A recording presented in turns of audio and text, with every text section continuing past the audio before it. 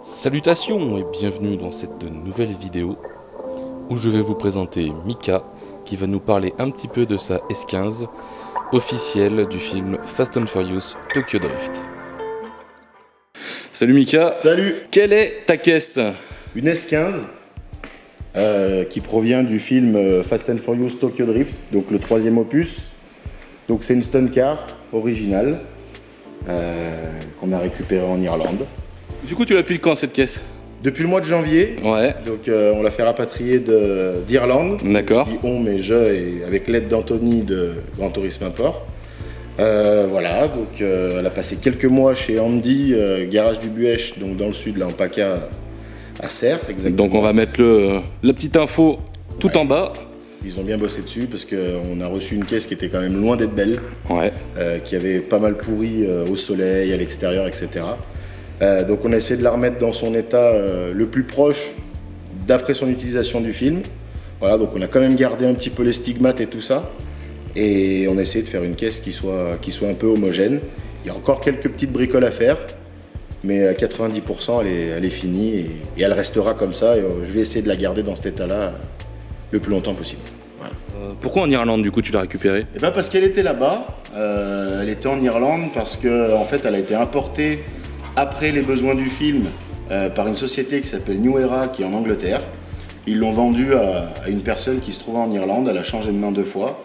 Et j'étais en train de bosser et la pause de midi arrive, je démarre le Facebook et là je trouve l'annonce de cette caisse. Bon, j'y croyais pas trop, mais elle était quand même cool. Et puis en regardant bien les photos, je me suis commencé à voir que le mec il disait qu'il vendait la voiture de Fast and Furious, mais je pense qu'il savait pas trop ce qu'il avait dans les mains. Donc du coup, je me suis jeté sur l'annonce, on a discuté un petit peu par Messenger, etc. S'en est suivi des échanges de mails, des échanges de téléphone, des négociations qui sont rentrées. D'ailleurs, vous avez peut-être pu le voir dans une des vidéos de Franck de Movie Car Central où il était aussi sur le délire. Et du coup, on a réussi à l'avoir.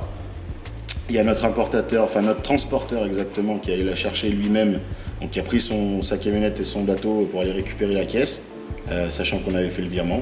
Et ensuite, après, il l'a redescendu en France. Et voilà, donc elle a pas mal voyagé, Japon, États-Unis revenu en Europe, etc. Et puis maintenant elle est en France, elle est chez nous. Et voilà. Donc quand elle est arrivée, elle était pas en bel état. Bon, ça se voyait pas trop sur photo, mais on arrivait quand même à distinguer qu'elle était pas toute fraîche. Et effectivement, elle était pas fraîche du tout. Tout le orange y cloquait, le toit il était complètement rouillé, rincé, enfin bref, il n'y a rien qui allait. D'ailleurs, je pense que vous avez, ceux qui suivent la page sur Instagram, ils ont pu voir ça. Puisqu'on a mis un peu l'avancement des travaux et tous ces trucs. Voilà, mais sinon on n'a pas eu de grosses galères et de grosses surprises particulières. Petite galère hier avec le réservoir d'essence qui commençait un petit peu à se disloquer, donc on a tout nettoyé, tout ça. Sinon ça reste une voiture assez classique, qui a été transformée, on va dire succinctement, puisqu'il se reste quand même beaucoup de choses d'origine, qui soit sont déportées sur des côtés, soit on fera un petit tour dedans tout à l'heure pour vous montrer les 2-3 petites astuces de tournage. Mais ça reste quand même une caisse qui est plus ou moins d'origine. Mis à part un kit carrosserie un petit peu bodybuildé, une belle peinture et des jantes chromées, c'est pas, voilà, elle n'est pas totalement transformée et ça reste une voiture qui peut s'utiliser au quotidien et si on a le droit, on peut la rouler assez facilement. C'est bien l'original du film. Ouais, c'est la stunt car, on a quelques étiquettes qui nous le prouvent. Ensuite, on a eu d'autres documents et d'autres infos, par notamment les personnes qui ont pu assister au tournage, certains Anglais notamment. Donc c'est bien la stunt car a priori numéro 3 qui aurait été utilisée pour la scène numéro 51, donc c'est une scène statique lorsque la caméra se tourne sur le premier visu de la Mona Lisa dans le parking avec Sean, ce serait celle-là qu'on voit à l'écran. C'est pas celle qui a fait les cascades, sans témoigner l'usure des pneus, mais en tout cas c'est celle qui a participé à beaucoup de scènes statiques, qui a priori n'a pas été utilisée en stunt car plus que ça. Donc ça fait partie des 2 beaux exemplaires qui restent, puis qu'il en reste que 2. Donc voilà. Donc du coup, un achat pas du tout... un très bon achat, quoi. Bah, un très bon achat, pas du tout espéré. Je cherchais une voiture de Fast and Furious originale depuis un moment. On a quand même un gros concurrent qui en achète beaucoup, donc c'est difficile d'en avoir. Même si on est très content de les voir et de les suivre sur internet, et ça fait plaisir de voir un mec qui arrive à rassembler tout ça. Mais pour nous, petits particuliers, arriver à trouver une caisse originale, c'est un peu compliqué.